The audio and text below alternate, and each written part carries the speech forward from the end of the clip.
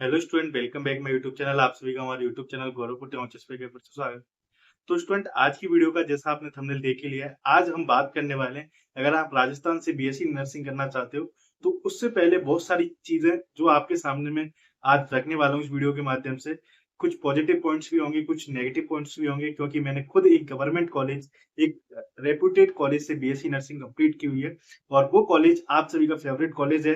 जैसा कि राजस्थान में सबसे बड़ी जो नर्सिंग के लिए या मेडिकल के एजुकेशन के लिए यूनिवर्सिटी है वो Rajasthan university of health science है, जो एक गवर्नमेंट यूनिवर्सिटी है। उसका ये कॉन्स्टिट्यूट कॉलेज है RHS college of nursing science, जिससे मैंने अपनी बीएससी नर्सिंग कंप्लीट की हुई है।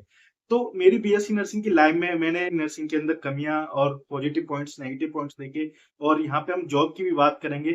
और साथ ही जो राजस्थान में अगर आप किसी गवर्नमेंट कॉलेज से बीएससी नर्सिंग कर रहे हो या फिर प्राइवेट कॉलेज से बीएससी नर्सिंग कर रहे हो जो आरएचएस के अंडर आ रहे हैं, उनकी डार्क रियलिटी क्या है, आज इस वीडियो के माध्यम से ए टू जेड आपको बताने वाला हूँ। अगर आपके घर में कोई भी राजस्थान से बीएससी नर्सिंग कर रहा है, आपका जानकार, रिलेटिव, या वीडियो आप देखना और उसको शेयर करना, क्योंकि इसके सामने मैं आपको जेन्युइन जो रिव्यू है वो आपके सामने रखने वाला हूँ।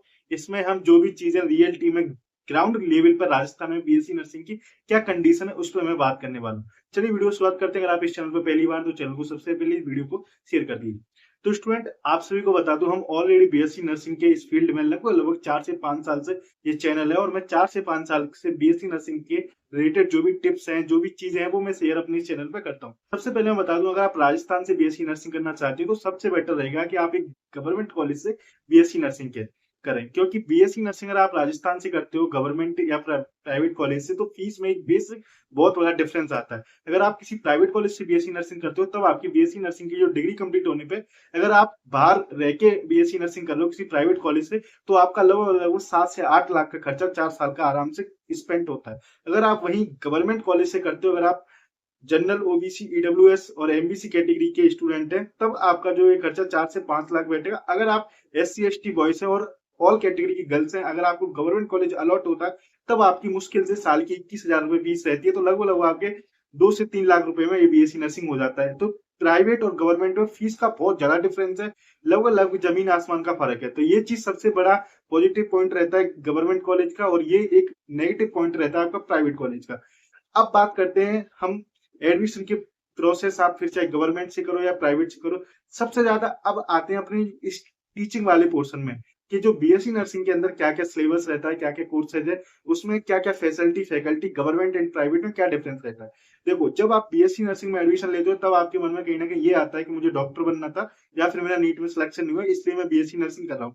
तो आपने किसी भी कारण से बीएससी नर्सिंग ज्वाइन की है तो बहुत अच्छी बात है, बट अपने प्रोफेशन को किसी दूसरे प्रोफेशन से कंपेयर करके इसको आप नेग्लेक्ट फील मत करना, अपने आप में खुद ऐसे ऐसा महसूस मत करना कि बीएससी नर्सिंग में कुछ नहीं है। बीएससी नर्सिंग में बहुत कुछ है, अगर आप सच में मेहनत करने वाले हैं तो। एक चीज ये जरूर अपने पॉजिटिव पॉइंट अपने दिमाग में लेके चलना, क्योंकि बहुत सारे स्टूडेंट जब फर्स्ट सेमेस्टर में आते हैं तो उनके दिमाग में कहीं ना कहीं ये रहता है कि यार ये बीएससी नर्सिंग में हम कहाँ आ गए, इससे तुम कंपाउंडर बनेंगे। नहीं, अब आप कंपाउंडर नहीं हो, एक नर्सिंग ऑफिसर हो। बस आपकी स्किल्स पर डिपेंड करता है कि आपको कंपाउंडर कहने लायक हो या फिर नर्सिंग ऑफिसर कहने लायक हो, क्योंकि नर्सिंग का एक ऐसा प्रोफेशन है जिसको खुद नर्सिंग वाले ही खराब करते हैं, है ना। इसको कोई दूसरा बाहर खराब नहीं करता, खुद नर्सिंग वाले करते हैं। और ये डार्क रियलिटी है, क्योंकि बहुत सारी चीजें हैं जिनके खिलाफ नर्सिंग में ना तो कभी यूनिटी है और ना ही शायद कभी देखने को मिलती है, क्योंकि इसका बहुत सारे एग्जाम्पल 80-20 है। तो ये सारी चीजें बात की। चलिए अब हम बात करते हैं एजुकेशन। सबसे पहले मैं बात करूं एजुकेशन की, तो सच बात तो ये है कि राजस्थान की कुछ ही जैसे टॉप गवर्नमेंट कॉलेज है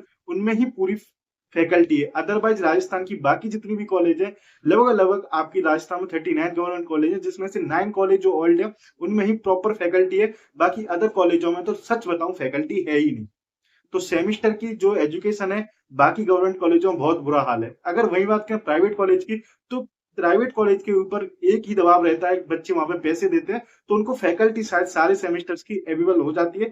तो वहां पे टीचिंग में ये कंपेयर आप मान सकते हैं, और ये सच है, आपको कोई बताए या ना बताए, क्योंकि मैंने बहुत सारी कॉलेजों के बच्चों के साथ इंटरव्यू कर रखे हैं और ये चैनल पर हमारे पे हैं।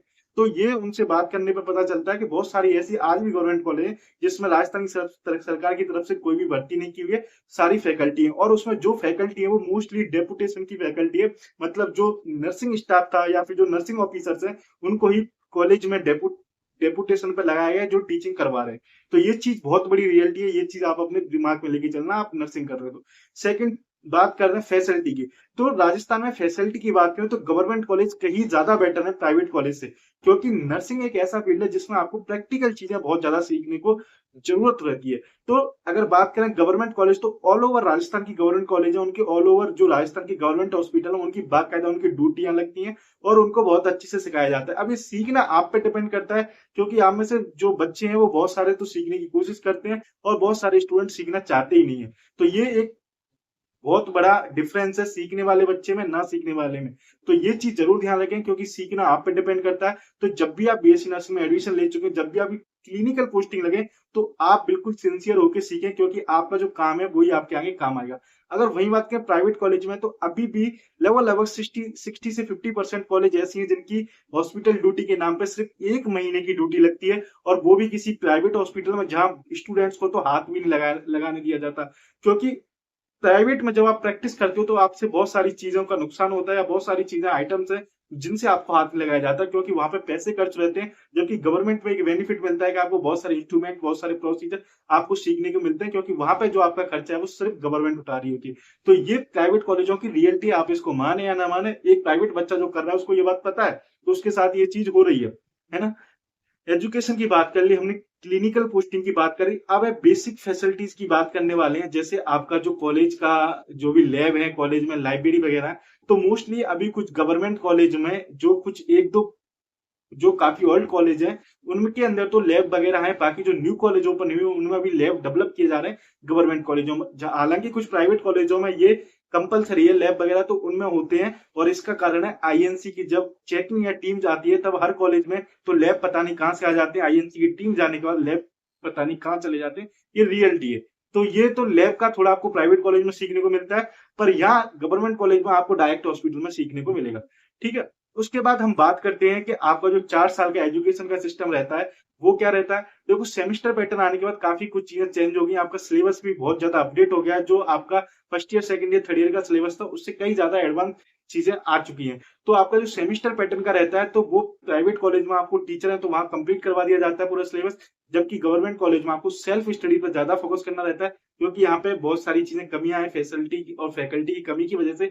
आपको मोस्टली फर्स्ट या second semester, last third semester तक आपको टीचिंग अच्छी मिलती है, उसके बाद आप फर्दर सेमेस्टर में आपको खुद ही पढ़ना पड़ता है। ये चीज बिल्कुल सच है, आप इसको किसी भी गवर्नमेंट कॉलेज के स्टूडेंट से पूछ सकते हो, है ना।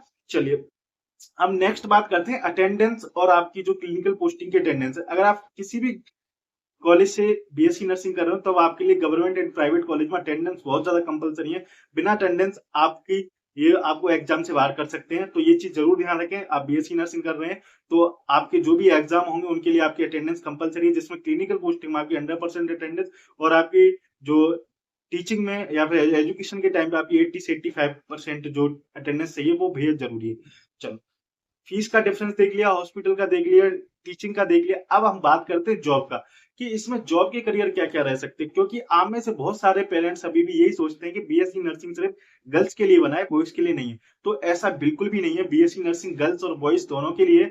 आज भी हर स्टेट गर्ल्स और बॉयज को प्रायोरिटी पर रखता है, कुछ कॉलेजों को छोड़ के। राजस्थान में तो 50-50% का रिजर्वेशन है, गर्ल्स के लिए अलग, बॉयज के लिए अलग। तो ये बहुत अच्छी बात है। जो भी बच्चा ये सोचता है कि बीएससी नर्सिंग करके कोई जॉब नहीं है या फिर कुछ पैसे नहीं मिलते, तो मैं आज आपके सामने बहुत बड़ा मिथ है जो आपको बताने वाला हूँ। तो स्टूडेंट, ये मिथ बिल्कुल नेगेटिव है। गर्ल्स और बॉयज दोनों के लिए ही बीएससी नर्सिंग बनी हुई है, और नर्सिंग में एकमात्र एम्स है जिसमें 80-20 है। बाकी अदर जितने भी सेंट्रल लेवल के, स्टेट लेवल के एग्जाम है उनमें अभी भी शायद 50-50% है, जिसमें गर्ल्स और बॉयज को बराबर आपकी जो भी रिजर्वेशन है वो दिया जाता है। और सैलरी सेंट्रल में बहुत अच्छी सैलरी है। लगभग एम्स की बात करें तो 80 से 70,000 पर मंथ है आपकी सैलरी, स्टार्टिंग सैलरी रहती है। वही स्टेट की 60 से 65 आपकी पर मंथ सैलरी रहती है। तो ऐसा नहीं, सैलरी नहीं, सैलरी काफी अच्छी है। बट आपको मेहनत करनी है, और आपको करियर ऑप्शन के रूप में बीएससी नर्सिंग आप बिल्कुल अच्छे से कर सकते हो।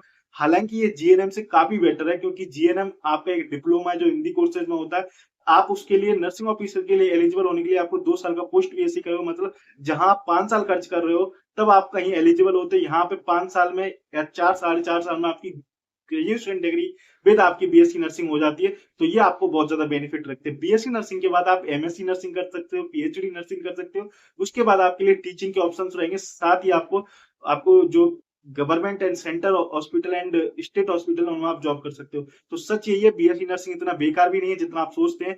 बीएससी नर्सिंग बढ़िया है, बस कुछ राजस्थान और के जो कुछ कॉलेज है उनमें बहुत सारी कमियां हैं जिनमें सुधार कर दिया जाए तो राजस्थान भी बीएससी नर्सिंग की फील्ड में बहुत अच्छा स्टेट बन के सामने आएगा।